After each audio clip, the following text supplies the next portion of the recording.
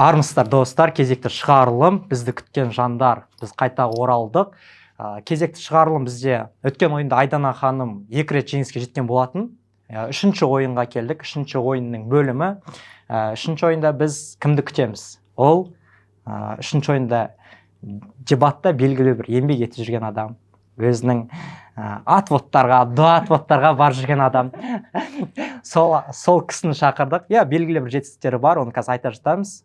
Және де ол кісіні таныстырмас бұрын алдыңғы ойынға оралсақ, Айдана ханым Нұрболат мырза ойнаған. Сол кезде Айдана ханым Нұрболат мырзадан қарағанда сол кісіге қатты тиісті дәрші ойында. Мен ондай емеспін, өздеріңіз арасында конфликттар бар екен, дебат әлемінде кәдімге қырылады екен Айдана мен ол кісінің атын айтсақ.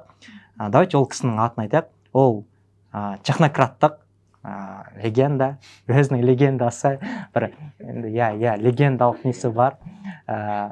Асан Әли мырза, Асан Әли мырзаны шақырдық. Яғни Айдана мен MC Сақал.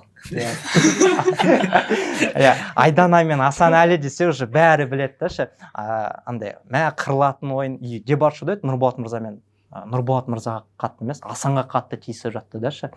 Неге Асанға? Мен закулистан көріп жүрдім, Асанға қатты тиіскен болатынсыз. Сол үшін біз Асан Әли мырзаны, екеуінің кекілжіңдері бар ғой, конфликт бар ғой. Сол үшін біз Асан Әли мырзаны шақырып отырық. Жалпы қалай Айдана ханым, енді неге ол мырзаны біз шақырдық? Сіз ол мырзаны күттіңіз бе? Біріншіден халім бәрі жақсы, шүкір, рахмет.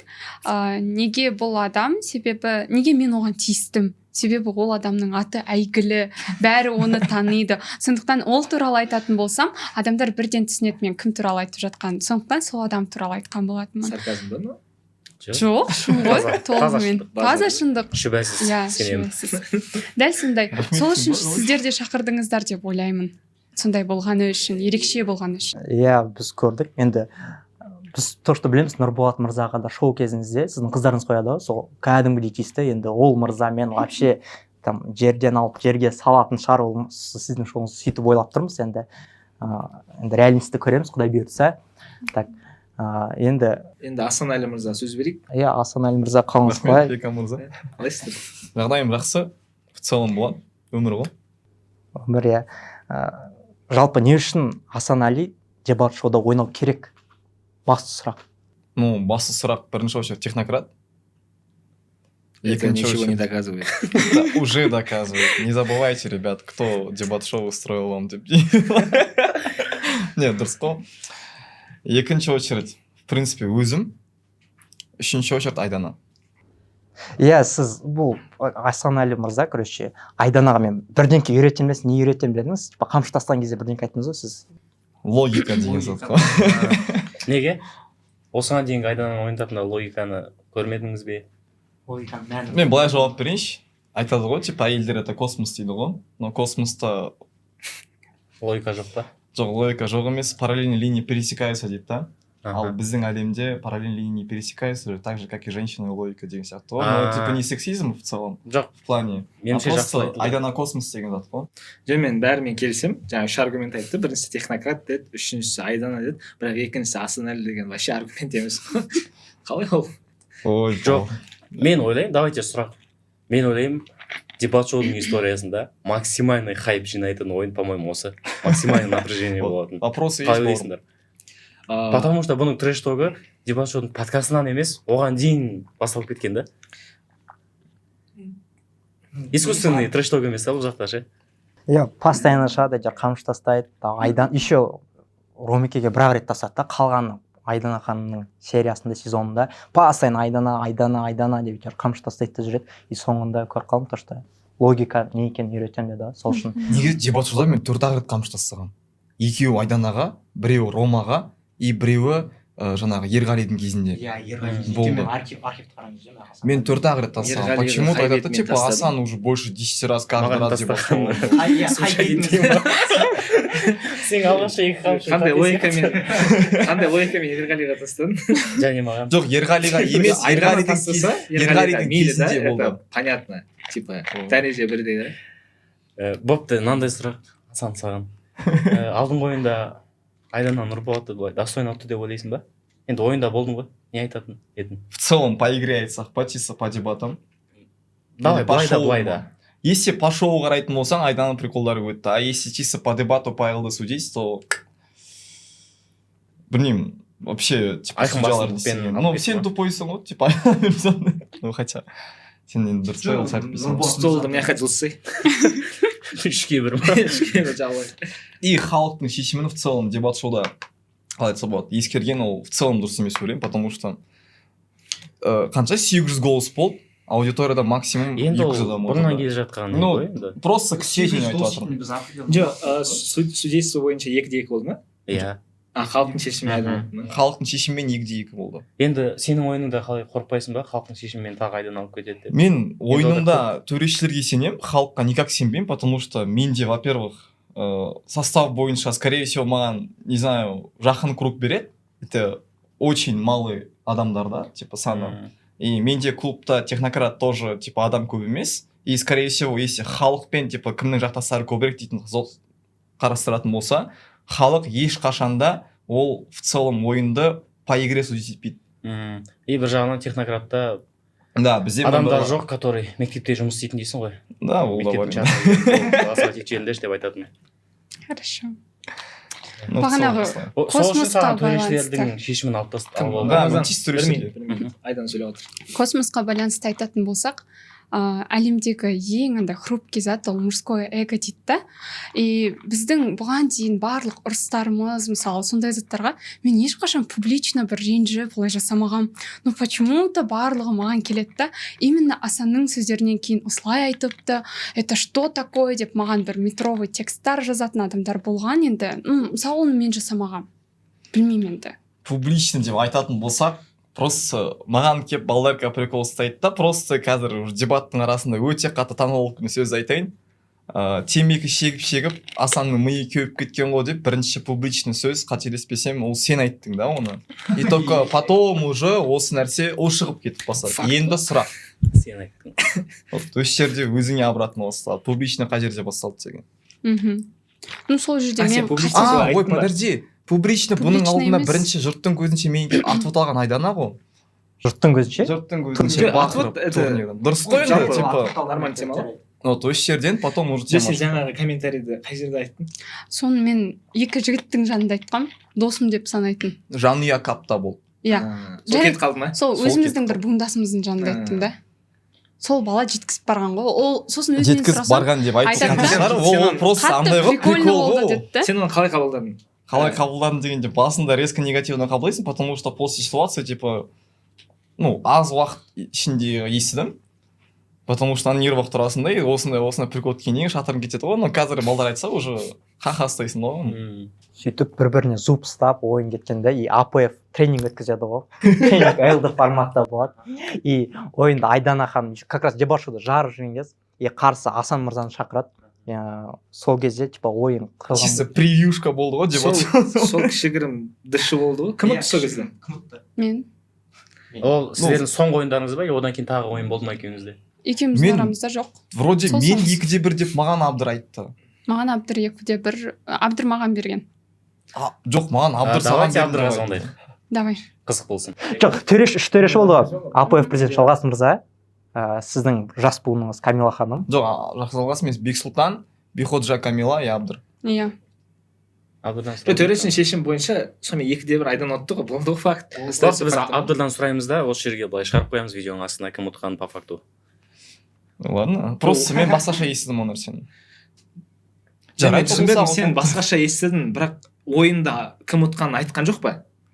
Жоқ, Біз айттым бізде ғой, ол менде Айдан- турнир болып жатты ол кезде, Затпаев кап. Просто Затпаев каппен параллельно келесі селекционкада АПФ болып жатты. И типа осылай предложили, мен как раз сол ойынға бос болдым в моменте судействодан. И Асан, давай сыграешь, окей, хорошо, кеттік, қай тема, осындай, и все. Біз резк ойнадық, менде турнир кезінде білесіңдер, сәл-пәл хайбай көбірек болады. Жаңағы жүгіріс деп айтайыншы, былай. И резко шығып кеттім, ойын соңғы сөз сөйлегеннен кейін, и все, дальше мен естіген жоқпын, чисто курилкада естіген әңгіме ол. Ну, Бексұлтан келіп айтты, типа мен саған бердім деп, Камила ана жаққа берді, и сонда Абдырдан сұраған кезде Абдыр, я сен жеңдің дегенде қылды сыртта, но если айданаға солай айтса, тогда не знаю, может я неправильно услышал. бірақ сонда ойын шешімін айтқан жоқ па ойын кезінде? жоқ, ол кезде ол қызық болған жоқ ол, потому что типа не было чисто. Біз шығып кеттік, содан кейін Абдырлар шешімді айтты. Потом уже сол жерде отырған оқушылар, иә, тренингке келіп отырған студенттер, солар уже сол жерде өздерінің ойларын айтты. Ол кезде мен уже болған жоқпын, и Асан да болған жоқ. В общем, мы не знаем ситуацию деген дело. Просто от разных источников информация походу. Айдан отты ғой. Негізі да. Қанша информацияны бұрмаламасақ та. енді нағыз шоуды көреміз ғой құдай бұйыртса. Шанс болады иә, енді, шанс бар, шанс жоқ Рахмет емес. шанс бергендеріңе. Шоуда да жету керек. Қанша пайызға сенесің? Ешқашан 100%-ға еш нәрсеге уверен болма дейді ғой, но ойлаймын 99. шансым жоғары деп. Ну, нақты процентпен айту қиын, потому что дебат шоу, во-первых, ол жақта эмоциональный давка болады. Мен өзімнің эмоционалды тұрақтылығыма аса қатты сенбеймін, но чисто если пайылды дебат қабілетіме өзіме сенемін. И халық анау мынау деген нәрсе. Шоу бойынша сұрақ. Енді сен мысалы айтып отырсың ғой, потому что технократ деп ше, технократтың дебат шоудағы қаны бар деген сияқты. Енді сен сөйтіп ойлайсың да, сенің командаңда сондай фанатизм бар ма, сондай энтузиазм? Во-первых, смотри, команданы құратын мен, и мен командамда қазір кімдер болатынын білем, мен оларға нақты сенімдімін. Мен саған айттым, Жүргеновтың режиссер, сценарист пацан бар, сол сценарийімді қойып береді. Бұл бірінші. Ол негізі технократ мүшесі ма? Жоқ, ол вообще левый пацан. Во-вторых, Жүргеновтың тоже бір-екі жақсы таныс қыздар бар, которые өлең десе, би десе, анау мынау қойып беретін. Мен пока что соларға шоуым сеніп отырмын, но главное сценарий составить и дальше уже. В общем, Мұқағалидың кезіндегі уровеньді қайттан көтеру керек, чтобы адамдар түсінсін, дебат шоуға в целом адамдар не үшін қызықты деген затта. И қазір соңғы шоуларды да мен келісем, трэш-ток маңызды, но в целом ең басындағы трэш-ток ол только Мұқағали мен Нұрбергеннің арасындағы алғашқы трэш-ток болды дебаттағы, когда реально хайповый болды. Оны не үшін болғанын қазіргі жастар түсінбейді, но историясы мен жақсы білем, но Мұқағалидың алғашқы 3 шоуы ол қарсыластарды авторитетін дискредитация жасау үшін емес, ол бірінші очередь Мұқағалидың кім екенін таныстыру үшін болған.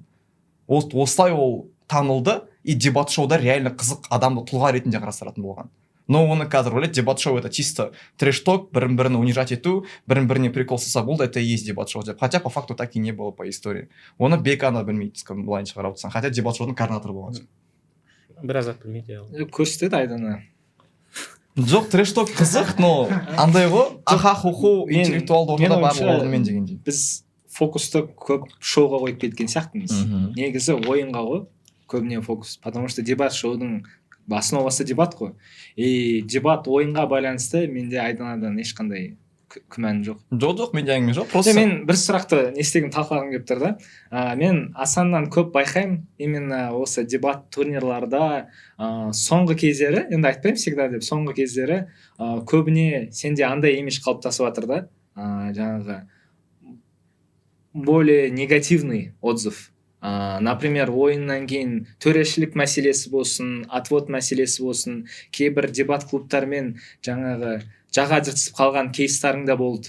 И неге сондай образ сенде көбірек болып кетті? Маған сол қызық. Давай соған мен былай жауап берейін. Сен соңғы кезде турнирде қашан болдың, бауырым? Бұл бірінші. Екінші, именно төрешілік жағынан болатын болса, технократтың жасаған турнирларының төрешілігі ма? Вопрос просто. Екінші очередь, или же менің басқа төрешіге барып отвод алғаным ба? Просто андай да, андай технократ десе уже саясат дейтін тема да, уже кім фаворит екен. Жоқ, дебатты мен, например, дос балалармен сыртта тұрасың ғой, закулисіп сөйлесіп, сол кезде уже технократтың турнир келе жатыр екен десем, уже саясат қой, уже ол жақта белгілі ғой, скорее всего аға буындардың, яғни Асанның араласуы дейтін темалары көп болады. Технократ қана емес негізі. Жоқ, давай былай айтайын мен саған. Соңғы мен вообще 4-ші курстан бері технократтың турнирін алмасам, мен быта болған жылы Дамир мен Санжар алды Альфаны. Одан кейінгі жылы Темірлан мен Муха алды. Но почему-то типа Дамир мен Санжар оған дейін кубок алып жүреді да, менің турнирімде кубок алса саясат бір. Екінші, Тима мен Муха алмаған кубоктар жоқ, Аманаттың дубль алған Тима келеді, мен турнирімнен кубок алса почему-то саясат болады. Бұл екінші нәрсе. Үшінші нәрсе, одан кейін соңғы жылы технокат болды ғой, который ең самый последний 9-й технокатта. Төрі составта барлықтарын көрдіңдер. Егер де ол төрі состав саясат істейтіндей жағдайға жетеді дейтін болсаңдар, тогда хорошо, бүкіл дебат әлемінде саясат болады, потому что Кембай, Дамир, Муха, бүкіл Алматыдағы ең топовый спикерлерді мен жасап құрып бердім сендерге. Сол кезде саясат болды дейтін адамға ничего не докажешь, андай ғой, типа слепому не покажешь, глухому не расскажешь дейді ғой, дәл осы тема. Соңғы 3 турнир, который мен реально қатысым бар. Вопросы есть? Айдана, не жаңалық басқа?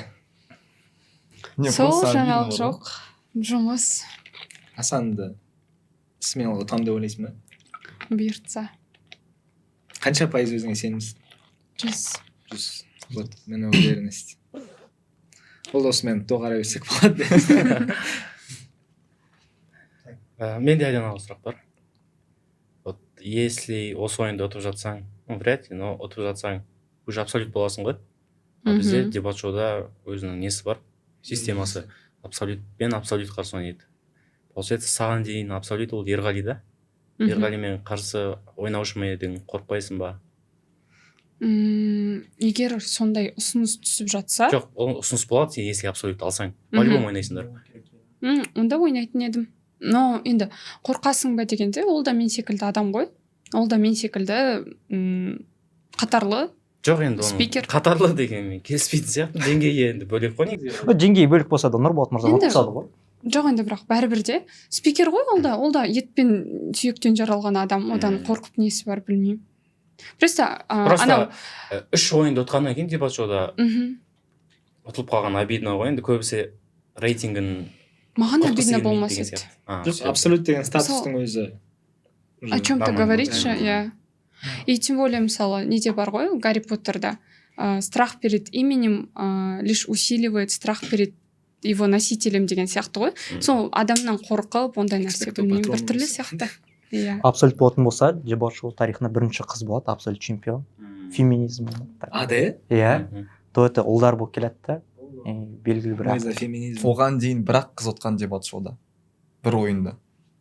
Білесің ба кім екен? Жоқ. Ташкөн. Назерке әпке.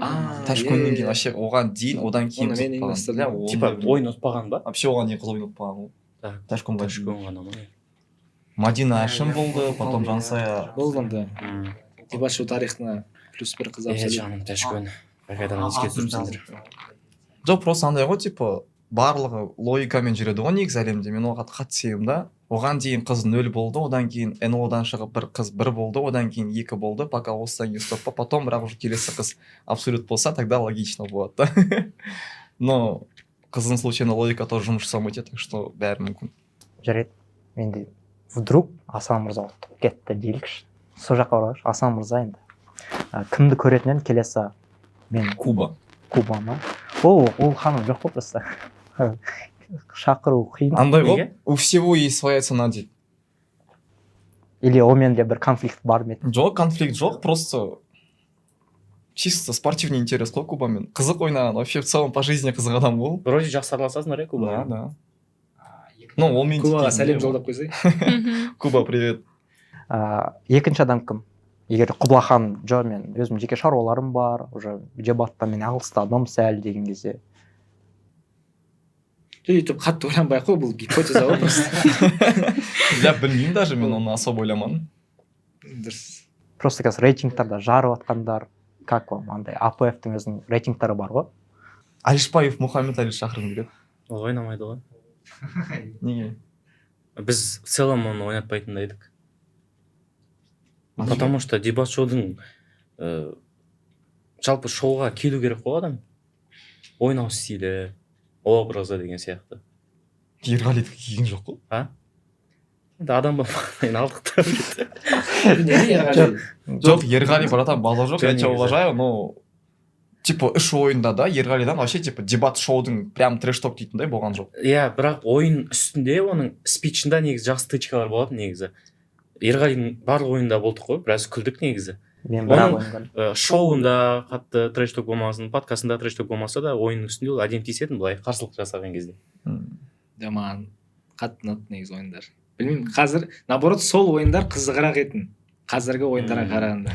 Ол рас, иә. Мен енді субъективті ойым. Просто трэш-ток жайлы айтайықшы. Мысалы, трэш-токта кезінде, например, орыстардың КВН көресің ғой. Сол жақта вот трэш-токтың мен ойымша пигі болды да. Олар в открытую айтпайтын, бүйтіп тиісіп шымшып сөйлейтін. Қазіргі ойындарда ертең мен Асанның айтып жатқан трэш толкі ертең в наглую Айдана сен конча емес, немесе бітш аргумент деген сияқты сөйтіп бар трэш толктың жалпы уровені осылай сияқты деп елестетіп отырмын да мен. Енді мен білетін Асаннан. Енді сен айтып отқан трэш толк ол қандай трэш толк? Мен айтып отқан трэш толк? Иә. Жоқ, сен айтып отырсың қазіргі мысалы жаңа Мұхаммед Алидің трэш толкқа несі келмейді, тағы деген сияқты. Ромаға айтқан. Именно трэш толкқа біз акцент жасап отырық қой. И сен айтып жатқан трэш толк идеальный трэш толк ол қалай болу керек?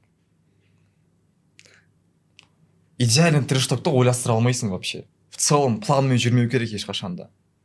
На ходу шығады ғой идеальный трэш толк. Сен если оны пландасаң, ол уже идеальный болмай қалады. Шутка солайына шығады ғой барлық, типа ең қызық шуткалар, анекдоттардың барлығы из жизни алынады ғой. Курьезный ситуациялардың дәл сол сияқты трэш толк солай болады деп ойлаймын. Когда сен планируешь, ол наигранно болады. Ал наигранно көрдік қой осыған дейін қалай болғанын барлығын. Оно особо қызық болмайды. КВН-да бар емес пе анау Астана дейтін команда осы жолы жыртып келе жатты да қадалып қалды ғой. Сол сияқты болып қалады мүмкін. Білмеймін, маған соңғы кездердегі трэш толк ұнайды негізі.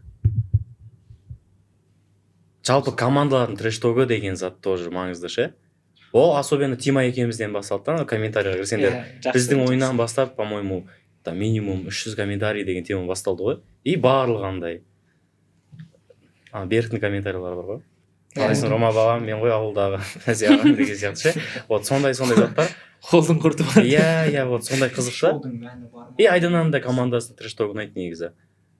И сенен де сондай күтеміз, Бекзаттың айтқанына қарап, ондай зат болмай қалып жүрмесін, негізі жақсы. Жоқ. Айдана хан посты шығады ма сразу жемпу. Атака дейді да сразу. Айдана әпке, кашиха, ма уже 100 коммент тұрады ғой. И Құбыла ханмен ойнайтын кезде мен қарап отырмын ғой. Қанша 800 ба 900 коммент жинап тастаған. Базар нереально жинап тастаған. Вот сол кезде біз көрдік. Ясеке сізден күтеміз сіздер. Боқтап қоймасын бағындай балалар. Иә, боқтап қоймасын. Аты Тиманың балалары боқтап жүреді. Қыз бала ғой, қыз бала боқтамайтын шығар. Үміттенеміз. Мен мектепте балаларға боқтама деп ұрсып жүретін едім. Ертең Асан боқтамашы деп тұрмай. Жоқ, иә, бұл ауыз сөз деген сахнада болмайды ғой. Жоқ, мен қыз баласына вообще боқтамаған. Дұрыс. Как я себя помню. Осы мен келісем поинтыңмен.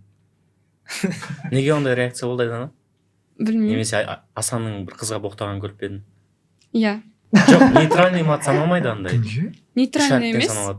Иә. Сен мынандайсың деген болып па еді? Жоқ, просто мен естігем. Мен айта алмаймын қандай ситуацияда кімде болған. Типа Аяллаханда Гаухар емес па, типа шығып сөйлегені? Білмеймін. Бізде бүйтіп жасырып отырсың айтасың. Жоқ, оны мен несін жасырасың, оны просто по факту типа Гаухармен атып топ қалды. Мен ол кезде Гаухарға лично боқтаған жоқпын. Оны мен Азамат Арновпен по телефону тоже түсіндіргенмін ол ситуацияны. Эзудың аға буындарына. Эзудың жігіттеріне тоже түсіндірдім ол нәрсені. И мен де по факту айта аламын, что мен ол кезде конкретно мен қызға боқтамаған. Не деді ол кезде Эзудың жігіттері? Типа... Ну, уже за кулисами қалсын. Оны потом уже между собой там обсудим.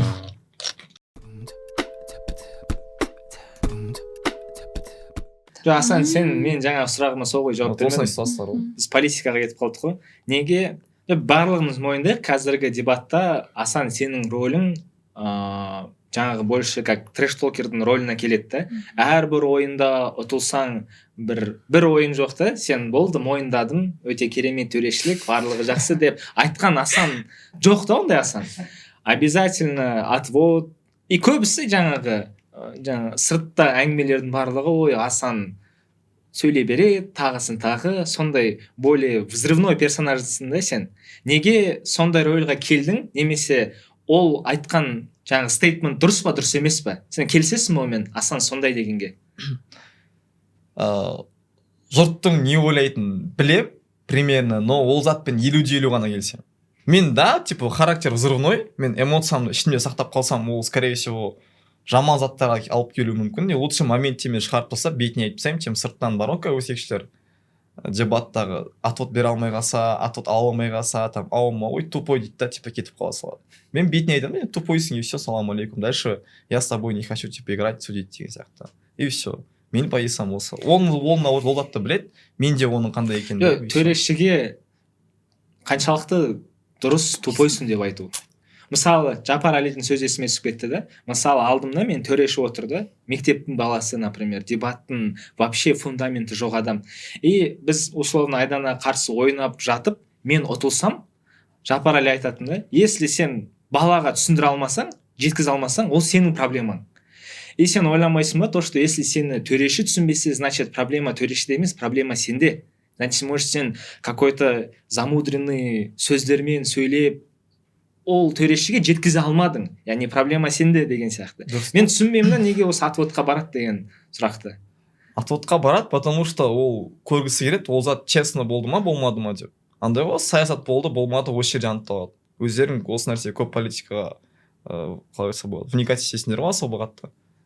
И осы жерден туындайды ол нәрсе. Но мен ойламаймын, типа, саясаттың кесірінен болды деп. Мен просто білгім келеді, бля, неге олай болды деп. По факту, может, я где-то, не знаю, пропустил что-то деп айтайыншы. И соны егер түсіндіріп берсе, менде болды. Қайтқан күндер. Мысалға, жоқ, СДУда Нұрмұхаммед дейтін жігіт бар, красавчик. Анау реально саған отводты любой жерде түсіндіріп береді. Мен оның отводын мойындадым. Ну, в принципе, болды. Сол жігіт, ну, типа, осы ситуациялар болды. Хотя ол менен неше 3 поколение ма кіші. Менен үлкен поколениелер, менен қатар поколениелер маған үйтіп түсіндіре алмады. Вот осы жерде вопрос. Отылдың осы жерде осылай, все, хорошо, ренжіме. Ондай ситуациялар болды, болмады емес. И просто қазір, ну, қанша рет бардым, қанша рет қайттым, қанша рет не істеген есімде жоқ особо. Но особо есімде қалған Нұрмұхаммед қана. Просто бұрын отвод деген ол, мен қателеспесем, отводтан кейін шешім өзгеру керек болатын, иә? Да. Бұрынғы дебатта. Бірақ қазіргі отводтарға қарасаң, до отвод төрешіңді ауыстыруы мүмкін, егер қабылданса. Ал отвод ол сен барасың да төрештен сұрайсың, неге ұтылдым деп. Сосын төреш саған түсіндіреді, сен келіспеуің мүмкін, немесе жаңағы Нұрмұхаммедтікімен секілді келісіп, мойындап кетуің мүмкін. Сонда, то есть, получается, қазіргі отвод емес, ол уже фидбэк. То есть сен просто барасың да фидбэк алып кетесің. Мен ойында не болды, не болмады деп. И, скорее всего, адамдар сол өзінің эгосын қанағаттандыру үшін алады. Жоқ, бұл тупой төреші болды деп ойын нақтап алу үшін возможно. Возможно, реально сен төрешіге жеткізе алмадың, но потом барасың да, төреші осы болды ғой, соның кесірінен ұтылып қалдым деп ойыныңды ақтап аласың. И все. Өзгермейді шешім. Теманы уже дебат шоудың өзіне бұрайықшы. Менде бір қызық сұрақ пайда болды. Екеуің кезек жауап берсеңдер болады. Сендер дебат шоудың төрешілігінде кімді немесе қандай адамдарды көргілерің келеді?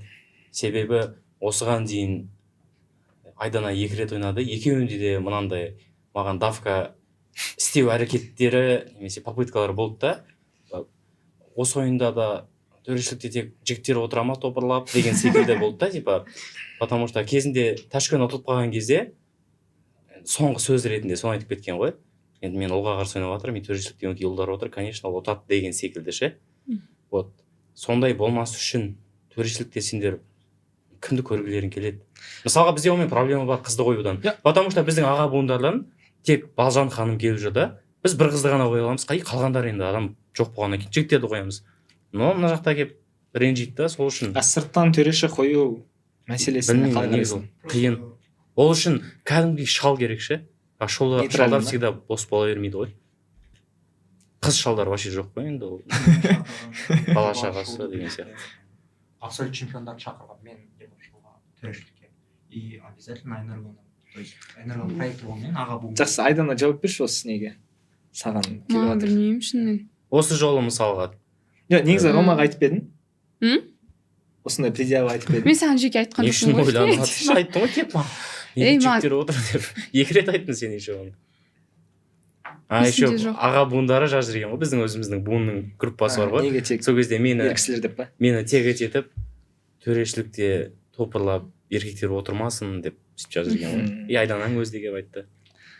Короче, осы жолы, осы дебат шоуда, ну енді тапқанымша табамыз, но скорее всего тек Балжан ханым болады қыздардан.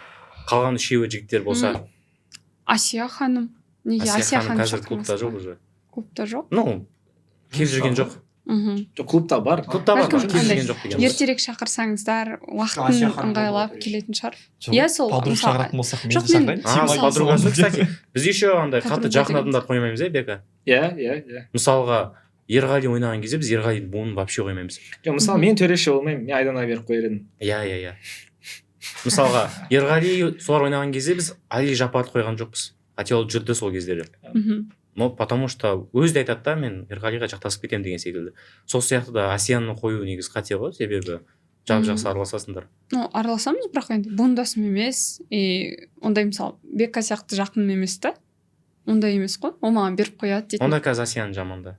Жамандайын деп жатқан жоқпын ғой. Мен просто айтып тұрмын, объективно жамандай алмаймын мен. Жақсы қыз ғой. Ну мысалы онда жақсы ойнап жүрген, мысалы Мадина Әшім ханым дебат шоуға қатысты. Вот сол қатысқандарды Жазира Жандербек сияқты жақсы қыз спикерлерді қойсаңыздар болады деп ойлаймын. Неге Гүлнұр жоқ? Гүлнұр Төрешілікке ма? Иә. Жоқ, есе қыздардан. Жоқ, біз бетек, біз өзіміз оны шешек.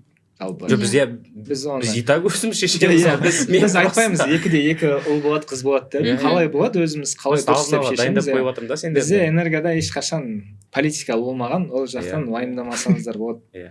Ертең Асан ойын біткеннен кейін отводқа келіп тұрмаңыз өтініш. Халықтан ала алмаймын енді, ну 4-еуін дайындалыңдар десең олар. Шоуға дайындала берсе бауырым. Дайын ғой ойнамасаң.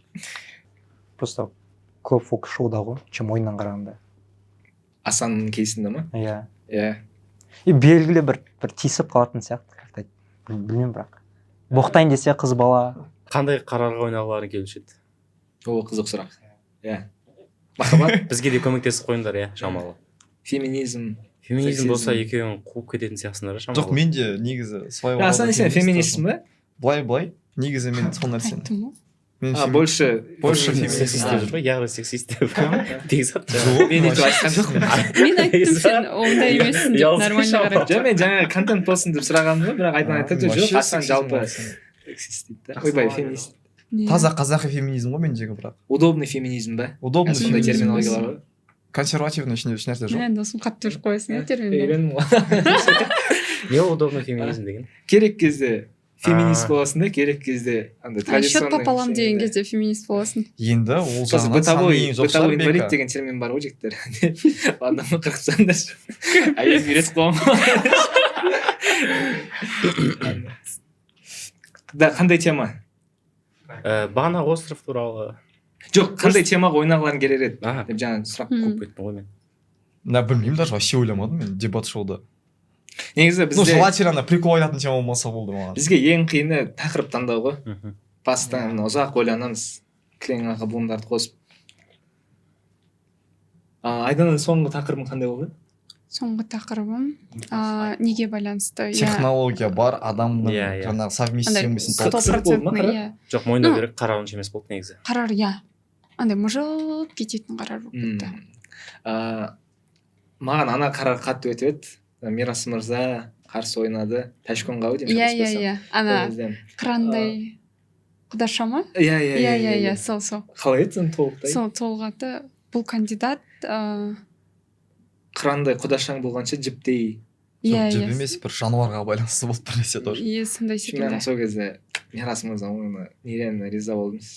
Иә, вот сол ойын қызық болды. Кстати, сол ойын несі екен ғой мынау, иә? Шамалы жуниорский версия. Иә. Технократ. Ташкон мен Мирас тоже бір поколение емес па?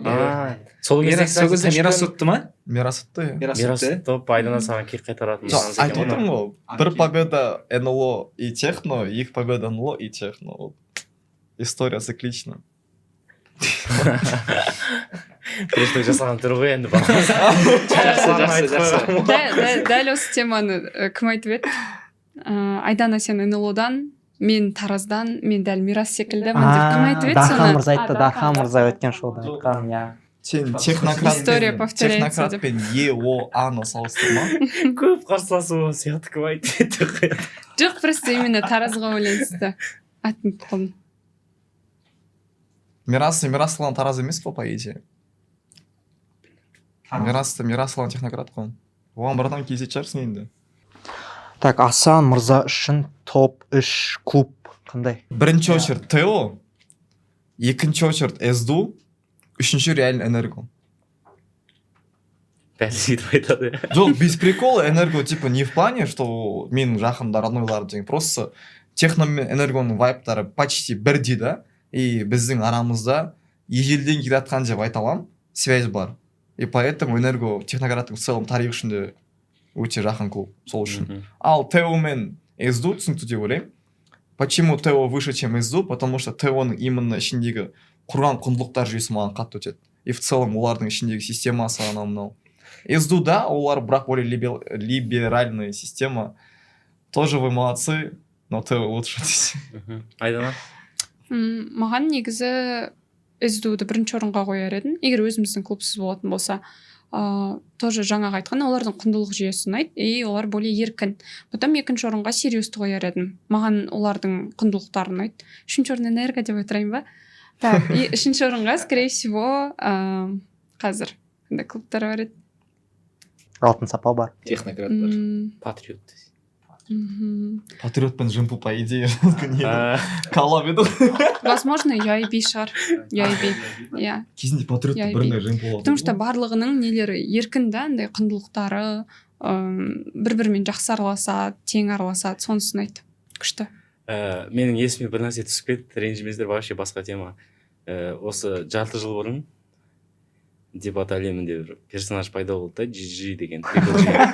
Сол бір жазбасында хейт жазған ғой енді, выборочно ше, мынандай адамдарға деп.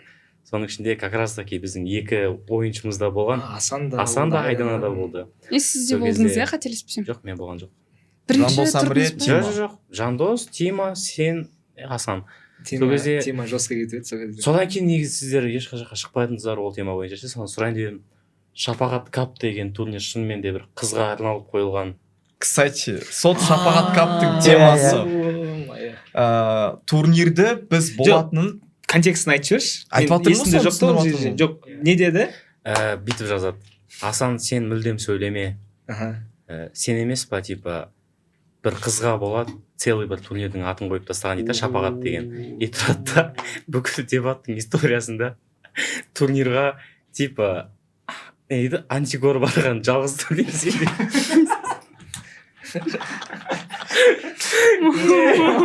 Соны мен түсінбедім. Антикор келіп дегенді. Антикор келіп анықтаса, олар по-любому до конца жетеді ғой антикор негізі. Мен отбасы едім да ол кезде, мына жерде байша қарап тұрсақ. Антикорды шешіп тастайтындай, олардың суммасы, скорее всего, көбірек болады да.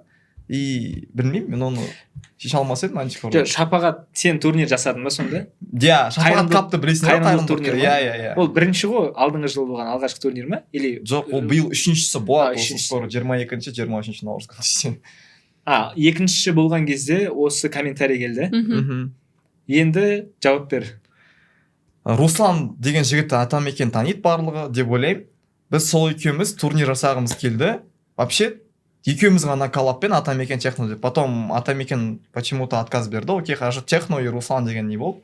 Атын қалай қоямыз деген сұрақ, турнирдің атын. Қайырымдылық турнир, анау мынау дофига. И особо не жоқ, фантазия жоқ. Мен айтамын, давай Аслан кап деп қояйық деймін. Асан плюс Руслан, Аслан деген логично. И Руслан тұрады. Логично деймін. Сен маған үйрететін логика осы ма?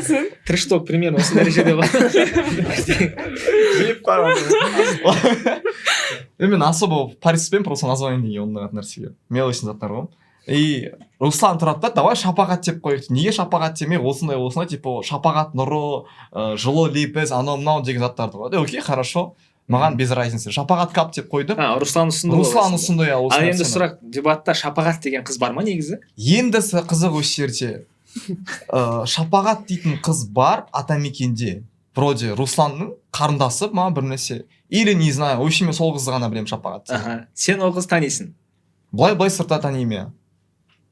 Болды. Вот осымен тема жабылды деп ойлаймын, оны шапағатқа. Қызға қатысы жоқ деп ойында отырсың. Мен қойған жоқ. Қойсам айтам ғой, мен қойдым деп. Енді Айданаға айтқан коммент қандай болды?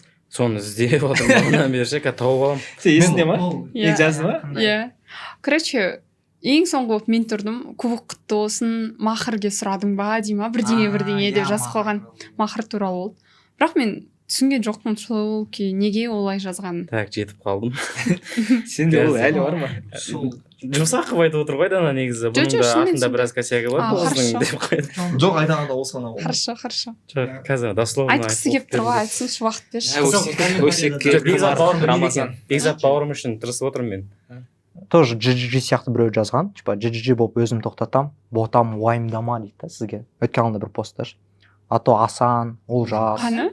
міне мына жерде жазып тұр. Асан, Олжас, Ерзат, Жансерік, Ромеке сияқтылар тоқтата алмайды сені. ойбай. Жалпы қатты емессің ба дегенге. дұрыс айтты, бірақ дебаттың хабары бар екен. Кәдімгі Жансерік, Ерзат, Олжас. Міне оқып берейін ба полный тастағандарды текстін. айтты ғой. Сөзге тиек ететін заттар бар, кімнің кім екенін көрсетейін.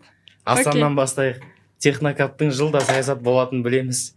Өзінің түрімен, ой санасымен сындыра алмаған қызды турнир атын беріп сындырамын деп ойлағанына дауа жоқ.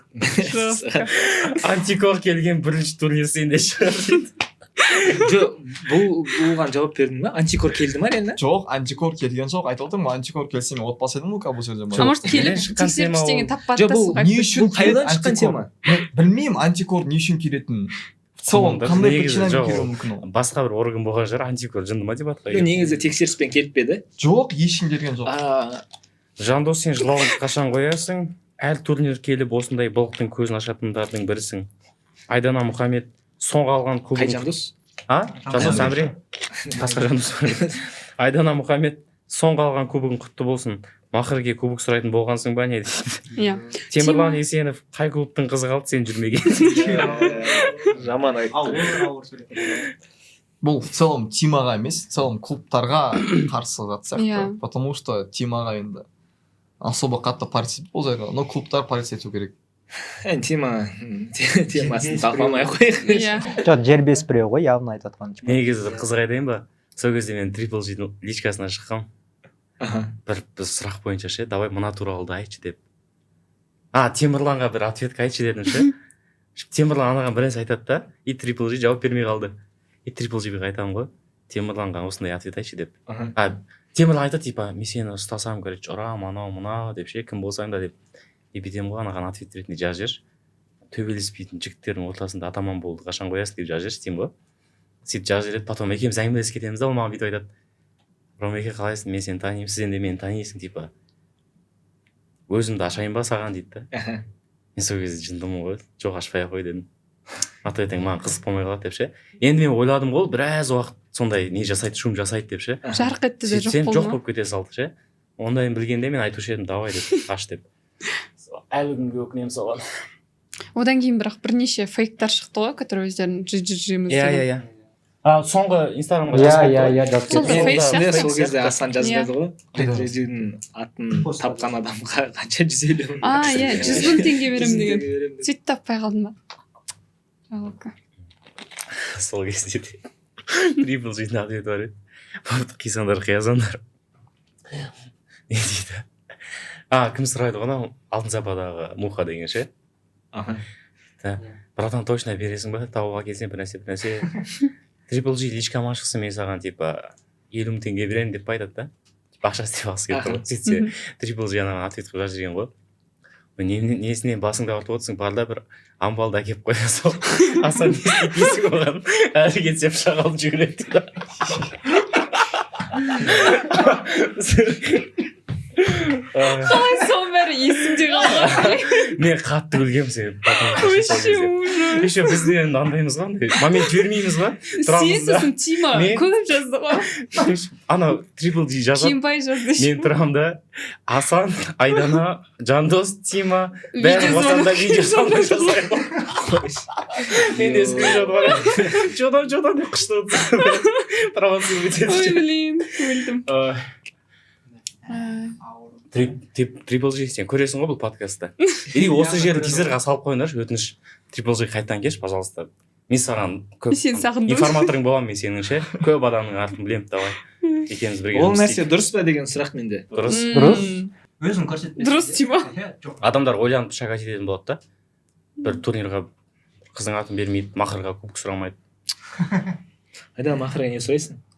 Мақырге бізде павлодарда мақыр. Легко. Иә. Условно болса Егер болса ма, Өскеменнен участок жер сұрайды. Неге Өскемен? Өскеменге алдында барғанбыз. Сол кезде Қатонқарағай жақта күшті екен. Прям андай Алматының жері сияқты емес, жазық даласы күшті екен да. Сосын сол кезде ағайымыз айтқан, бұл жердің көбі типа иесіз тұрған жер деп ше. Бірақ Өскеменнің өзі білесің ба, ауаның ластығы бойынша Қазақстанда номер 2 ғой. Бірақ әдемі ғой. Иә. Ең лас қала ғой. ең лас емес депші. мен географияны қатты білмеймін, но анау жаңағы семипалатинск дейтін атомный, который жарылған жер сол жақта емес пе? иә семейден Жоқ, арғы жақын. Иә, радиация. Радиация, Жақын. ал лас деген ауасы лас деген ғой. Иә, потому что ол жақта өндіріс қой енді, түсті металлургия өндіреді да. Енді сен үй сұрасаң Катонқарағайдан алып бермейді ғой бәрібір дегенім ғой. Қалада тұрасың ғой. Жоқ, сол жақта үй салам. Хочу белый дом, голубые ставни деп. сәттілік. Рахмет. Бұйырсын. Амин. енді топ 3 сіздер үшін спикер кім қазіргі таңда ойнап жатқан? Ойнап иә жатқан. ойнап жатқан дейікші. Жарайды, ол белгілі бір чемпиондар, Мен қойып легендалар. кеттім, родной еще. М? Мен қойып кеттім. Итак та жоқсың сен. Айдана біріншісі. иә легенда аға буындар ол иә бірінші орында. Давай типа так қазіргі 5-ші курстар в целом основном ойнап жатқан, потому что біздің поколениеден ойнап жатқан скорее всего мен, Айдана, Тима арасында болды да. Даука кеп тұрады. Даука былай келіп тұрады. Но мен ойлаймын қазір Ерасыл Шаймұратов деген жігіт в целом қазір игроктардың ішінде топ-1 деп. Ну реально оның логикасы слишком ең қиын сол. Түсіндіруге сұраған жоқпыз ғой, былай айтасыз. Екінші ойлаймын Гүлнұр деп. Мен бұл қызды тоже попец обожаю, прям логикасын. АПФ президент ма? Жоқ, алтын сап. Мен буындасым. АПФ президент Гаухар деген қыз ғой. Оны Оны Асанға топ 100 десең де айтпайды. все шатасып кеттім. Айтамын. Үшінші я білмеймін даже. Олжас деген жігіт бар, кстати. Эзу? Эзу, тоже красавчик. Дербес. Дербес. Олжас сен Эзу. Эзу да оқыған. Бәрі сен Эзу деп айтады бәрібір.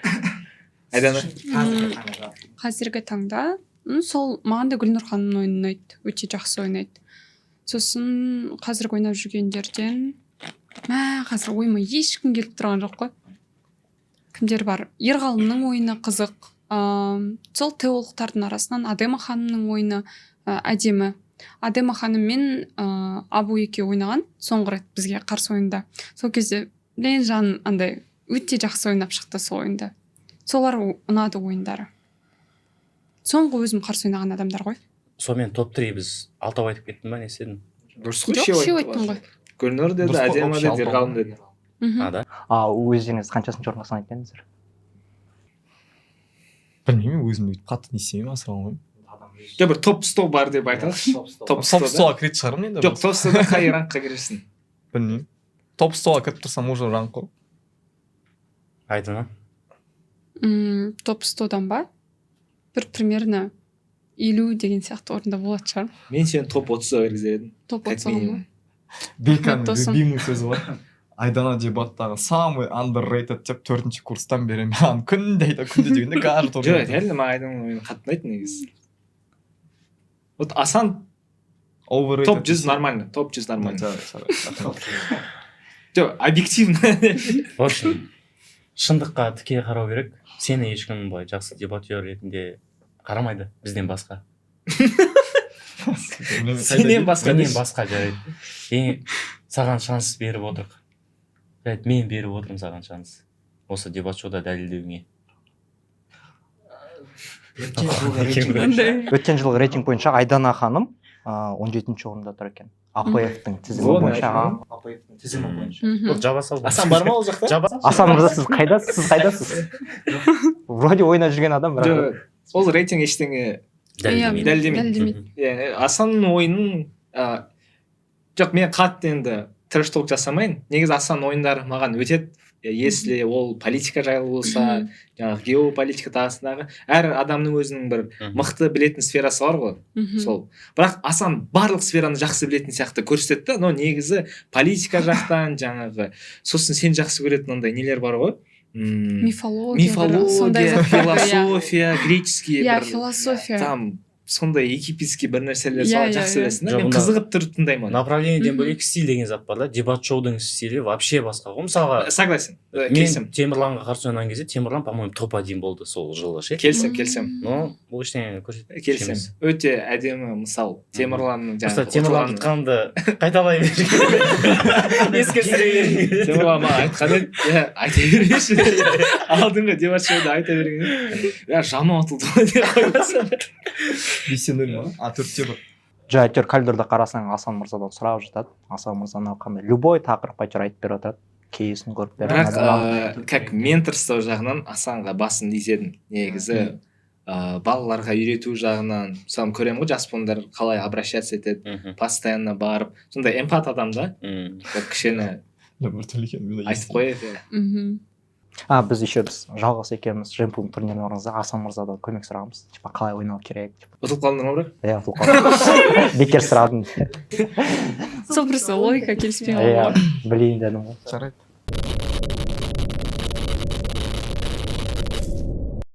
Мынандай сұрақ, сен Айдананың призмасында сөйле. Сен мысалы Айданасың да? Жоқ, мен қудым. Асан бұл кәдімгі. Сен давай былай сұрақ қойын онда. Неге Айдана ұту керек? Осыған бір үш аргумент айт. Айдана сен айтасың, неге именно осы девайс-шоуда Асан ұту керек деп, бір-бірлерінде ешқашан болмаған трек-толк емес, мақтау наоборот. Аргумент па? Бірінші очередь. Аргумент болсын, в целом, не үшін Айдана ұту керек? Сол сұраққа жауап берші. Просто қазір тенденцияда дебатта қыздар көбейді, именно ЛД-ға шығудан. Ең бір соңғы технократттарды бүйтіп қалай-былай қараймын ғой, ЛД-ларды былай-былай ше. Мен жылы бітті болған жылы 2 қыз шыққан, осы соңғы технократта 8 қыз ЛД-ға шыққан, 8 уже 50-50 болып тұр да проценттаж. Жыл сайын бүкіл турнирда көтеріліп келе жатыр. Қыздардың уровень дегенде емес, танылуы типа дебаттағы. Бұл феминистер үшін жақсы. И бірінші очередь типа абсолютті чемпион дебатта Айдананың бірінші қыз болуы в целом қазіргі күні дебатқа ақталады деп ойлаймын. Бұл бірінші аргумент. Екінші аргумент уже то, что андай ғой, типа қыздың өміріндегі үш этап болады ғой. Біріншісі депутат, екіншісі женатик дейді ғой. И үшіншісі кайфарик та. Осы үш этапты өтеді да, Айдана дебат өтеді. Түсіндің ба логиканы? Түсінбедім. Мен түсіндім. Дархан. Главное түсінді ғой, типа қыздар да андай ғой, өмірінде всегда женатик болады, который общаться еткен в личной жизни. Екінші депутат болады, который за ней ухаживал. И үшіншісі бір кайфарик, бір какой-то ебанутый пацан Женатик болады. кім болды? Дархан Нұрболат Асан. Түсіндің ба? И типа Айдана осы үш этаптан өтсе, типа дебат шоуда в целом бүкіл өмірді көрдім деп айтылатындай, типа уже екінші аргумент. Сен Айдана сондай қыз деп ойлап тұрсың ба? Жоқ, мен ондай қыз ойлап тұрған жоқпын, просто Обобщенно айтып отыр. обобщенно ситуация солай болып келіп тұр да, типа депутат, женатик и Асан да ана жерде. Капец. Не, сен ойлап қалма, типа былай айтып жатыр екен, просто Жоқ, ситуация иә. так сложилась. Иә. И осы уже үш аргумент деп ойлаймын, реально достаточно, чтобы то, что Айдана. Айдана ханым не үшін Асан ұту керек? Жүргеновтан режиссері бар екен. Жүргеновтан бір билейтін қызы бар екен, Жүргеновтан бір ән айтатын қызы бар екен. Жалпы Жүргеновке сеніп отыр. Менікі ғой. Мен айтамын. Негізі, Асан ұту керек. Неге? Себебі Асанда бұл дебат шоуға деген андай бір волнение болады ғой. Сол нәрсе маған қарағанда көбірек, мне кажется, ол дайындығы да көбірек болады. Ол больше бұл нәрсеге андай ответственно қарайды деген сияқты. Сол жағынан, мне кажется, енді Асан прям бүйтіп дайын келеді деп ойлаймын.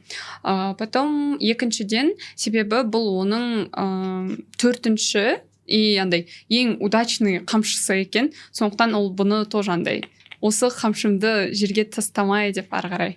И өзінің ана алдына қойып отырған үшіншісі ол мақсаты бар екен да. Кубамен ойнау деген сияқты, или тағы басқалармен ойнау. Сол мақсатына жету үшін ол ұтады деп ойлаймын.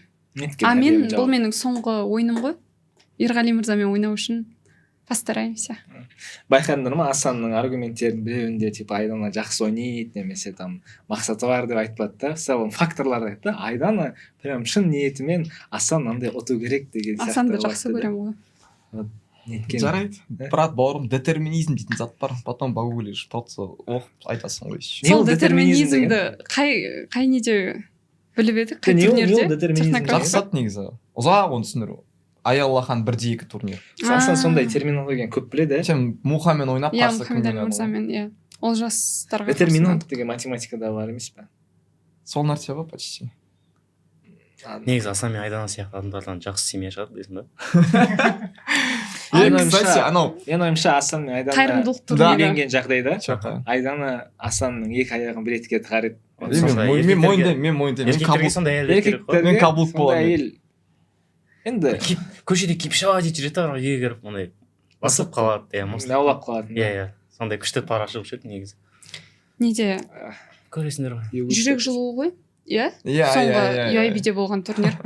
и короче қарар андай элдоның қарары ғой 1/8-дікі иә 1/8 элдоның қарары типа ойлашы дейсің да и андай ең прикольный нені айтасың дейді да болуы мүмкін Иә, сценарийді айтып көрсетеді ма болуы, сондай иә мүмкін сценарий и біреулер барғанда типа біреудің ойына келген зат и потом бәрі енді барады да идея сұрайды ғой бір бірінен жүгіріп жүріп ар жақта школьный лигада жүр сосын барлығы примерно тең жартысы ана 8 румның біздегі 8 рум ар жақтағы 8 рум 16 румның почти жартысы даже оның көпшілігі бүйтіп айтқан ғой Асан мен Айдана үйленеді дейді еще менің қарсыласым Абу да сөйтіп сол айтады историясы Асан мен Айдана бірінші дебат шоуға бір-біріне қарсы шығады Асан ұтылып қалады потом бірін жақсы көріп қалады да олар үйленіп кетеді дейтін сценарий айтқан ғой в общем барлығы ше и пока что біз дебат шоуға шығып жатырмық енді десе жоқ ақырындап келе жатыр ғой ақырындап келе жатыр көрінді ма андай Симпсон ба нет Симпсон закон Мерфи ғой ой закон иә сол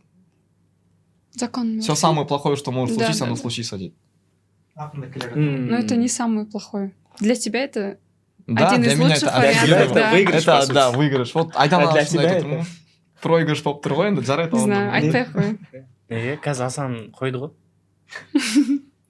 иә айтпақшы Асанда қаншасыншы күн бүгін құттықтап қояйық ол теманы талқылағымыз қате болар жалпы инстаграмда челлендж бастады күшті или уже актуально емес дата қандай 24-ті 24 күн болды молодец қызық емес брат вообще олай ішпеген білмеймін мен ұнамай жатыр пока көреміз бірақ давайте жабылмаған гештальт кап дейікші қай капты алуым керек еді энергодан бөлек жоқ энергия айта берсін если болса бүйтіп 2 кап қана бар СДУ ТВ болды алынбаған ба алынбаған басқаларын бәрін алып тастадың ба не жоқ алғым келетін екеуі ғана келеді иә қалғандары по ситуации ғой берсе беріп бермесе сен теоны алған жоқсың ба бета бетасын сен альфаға секіріп отырсың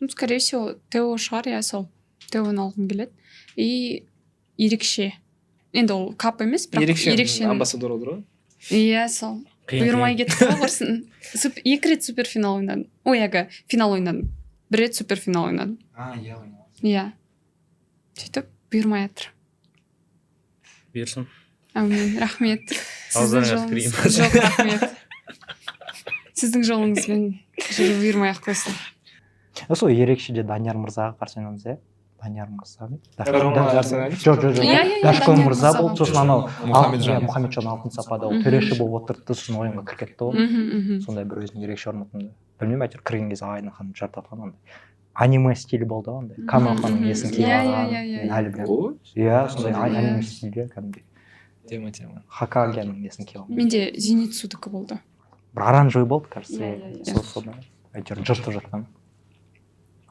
Нарутодағы любимый персонажың қандай мен Наруто қарамағанмын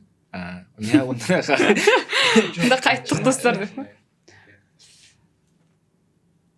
Асан сенікі қандай қызықтап Намиказа Минат Рома сенікі қандай Гара білемін мен де соны айтайын деп жатырмын болмашы сенікі Наруто ғой жоқ енді Наруто абсолют қой Нарутодан бөлек қарайтын болсақ Асан мырза сіз бір белгілі бір островта жалғыз қалдыңыз то есть 3 адам алып кету керек 3 спикер дебаттағы кімді алып кететін едіңіз бірінші очередь өмір қызық болу керек қой бірінші Айдан алып кететін едім екіншісі нужно выживать да Романы аламын мен етімді жейсің ба неге Айданы ау неге Айданы сәл андай ашық түрде жауап берші неге Айдан просто қалай айтсам қызық болады да уже атмосфера ол кезде уже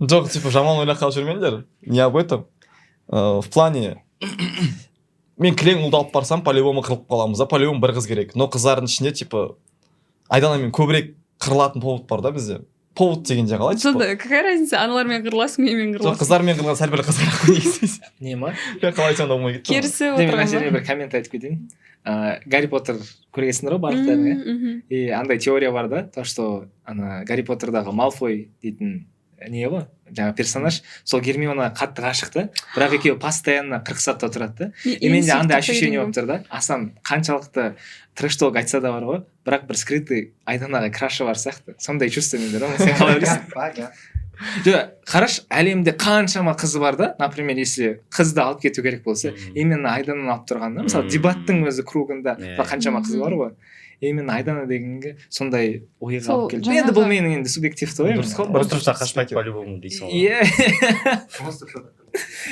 Сондай явно нәрсесі болып тұр ғой. Рамазан мырза, не үшін Рамазан мырза? Мен бармаймын десең. Үшінші кімді алса болады? Көп қой, Беканы алсай. Мен алмай ақ қойшы. Жоқ, Бека плюс один бол. Иә. Оның әйелі бар ғой, оның. Сол аламай отырмын ғой. Мен бірақ бармас едім осындай составка. Кім сұрап отыр, сен барасың ғой. Если андай шанс болса, жоқ. Сосын давай үшінші адам. Тағы оны бір қыз. айтуға бола ма екен, болмай ма екен? Айтса енді, айтсын бастап қойғаннан кейін. Адаммен қызық болатын сияқты. Екі қыз алып кетейін деп жатсың ба? Жақшаны просто. Неге әдемі? Неге әдемі? Подруга тоже. Да, әдемі, мы просто близко общаемся, реально. Она, бір-бірімізді түсінеміз әйтеуір, и все. Айдан, сен айтып қойдың ба? Айтып қойдым. Ол списогың актуальны ма или? Қазір ма? Ол списоктан бөлек давай тағы айта салайық. Айтқан адамдардан бөлек. Тағы да, басқа адам. Онда сол буындастардан Дауканы алып барар едім. Дәулет, Алтсапа. Иә. Сосын тағы кім бар? Неге Дәулет? Дәулет самый андай понимающий күшті адамдардың бірі ғой, самый комфортик қой. Поддержка береді. Иә, ана жақта мысалы барсаң ойбай деп қырылыс болатса, стрессовый ситуация. үстіне андай қырылатын емес, наоборот ол нормально выберемся деген сияқты жүретін. Еще мен үнемі Нұрхан мырзадан, короче, біреуге қарсы ойнасам, и жанымда біреу болса да, мен сол кісіден андай ұтылып қала беретінмін. И потом Даукамен ойнаған кезде Нұрхан мырзаға қарсы, и андай үнемі Нұрхан мырза как будто маған қарай сөйлейді да, андай всегда маған қарсылық айтады. Вообще андай мен төртінші спикер, ол бірінші спикер болса да как будто маған қарсылық айта береді. И сөйтіп кім Даукамен бірге ойнағанда Даука андай күшті қорғап берді да сол кезде. И екеуміз ұтқанбыз. Сондықтан Даука, скорее всего. Потом кім бар қазіргілердің арасынан. Мен жақсы араласам өзім Гаухармен. АПФ-тің экс-президенті. Сондықтан Гаухарды алып барар едім. Экс-президент, қазір президент кім? Қазір жалғас. UIB. Иә. Сосын өзім ең жақсы араласатын адамдардың арасынан кім бар сырттан? Асанды алып кетер ме едің? Асанды ма? Сомнительно. Неге я много умею. Маловероятно дейтін анау. Асанды алып кетсең, тамақтан проблема болмайды деп ойлаймын өз басым. Тамақтан проблема. Выживать еткенге тамақтан проблема болмайды. Тамақ пісіретін адам ретінде ма? Жаңағы домохозяин сияқты болып па? Не только енді. Мен рабствоға сұранатқан жоқпын сен неге? Жоқ, мен сен не үшін сұранып атқанын түсініп Мен сұранып атқан жоқпын. Мен сұранып отырмын. Ну ладно, типа тамақ пісіруге Асанды алып барайық. Ала салайықшы, көңілін қалдырмайық. Солай болсын. Давай поженимся деп. С вами Ларисочка Гузеева. Болды, айтты сен. Жақсы. Давай, Асан, саған сұрақ, в чем сила? Сила в удаче деп ойлаймын. Жақсы. Енді ашып кетсей. Удача просто андай ғой, в моменте кому-то везет, кому-то нет. Кому везет, у того сила. Просто Назарбаевтың президент болуы, анау-мынау да офига историяны қарайтын болсаң, удачливые, как бы сказать, обстоятельства такие были. Именно олардың пользасына. Возможно, менде удача көбірек болғанда, может, мен рейтингта топ-1 болып тұратын мен. Я не говорю, типа топ-1 рейтингталы удачливый деп, просто... Сен немен шатастырып тұрған жоқсың ба? Условно, мысалы, жаңағы, енді ерінбей жұмыс жасайсың, тірлік істейсің, тағы, и соның барлығын жоққа шығарып, ол удачаға деген сияқты. Удача деген ол неизмеряемый зат қой. Дұрыс қой, енді просто менің еңбектенуіме не жоқ шығар, типа сомнение жазып, білесің қанша жұмыс жасайсың, еңбегім бар. Блюлог көргенсіңдер ма? Қандай? Блюлог деген, короче, аниме бар, футбол туралы, ну, типа футбол туралы. И ана жерде не бар? 99% еңбек болады да, он старается, и анда пазл тұрады, и бір ғана бөлшегі болмай тұрады. И ана сол бір бөлшек лак болады, короче, типа удача деген сияқты. Нет, просто андайда, оны мен сила деп айтпас едім, потому что ол андай 99%-ға 1% қарсы болып тұрады да, но ол прям сенің праймға шығуың үшін, или сен прям күшті болуың үшін не болады? важный бір пайызға элемент. байланысты. Маймыл мен адамның арасындағы гендағы разница 1%. Маймыл мен типа 99%-ға ұқсаспыз. Сол 1% видишь, да, как решает. Айдана, в чем сила? Сила в правде. По канону кетейік. Ну, в правде, потому что мен өзім қатты андай шындықты, әділеттілікті жақсы көретін адаммын, сондықтан сол заттарда бір күш бар деп ойлаймын. Сол нәрсені ары қарай алып кете берсең, мықты боласың деп ойлаймын. Екеуміз білеміз ғой, бірақ әділеттікте күш жоқ екенін, иә.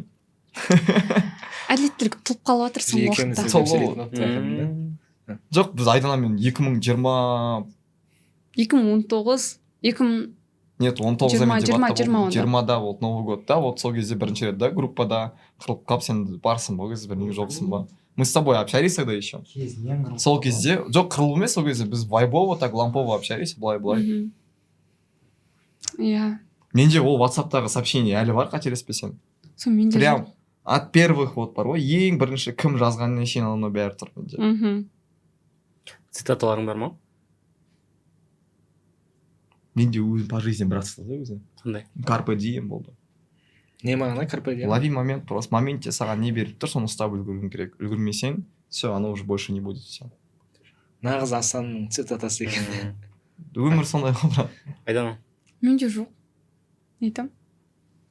Мен алдыңғы неде айтқан бір ғана не бар, который анау не бар ғой, маленький принц, Экзюперидің. Сол жерде розаға байланысты, типа, почему андай, ол бірінші ана жалғыз розаны көреді да, ол үшін оның планетасында роза жоқ, ол үшін ол ерекше болады. Потом қалың розаны көргенде ол андай разочарование болады да, бәрімен бірдей екенсің ғой, сен ерекше емессің деген сияқты.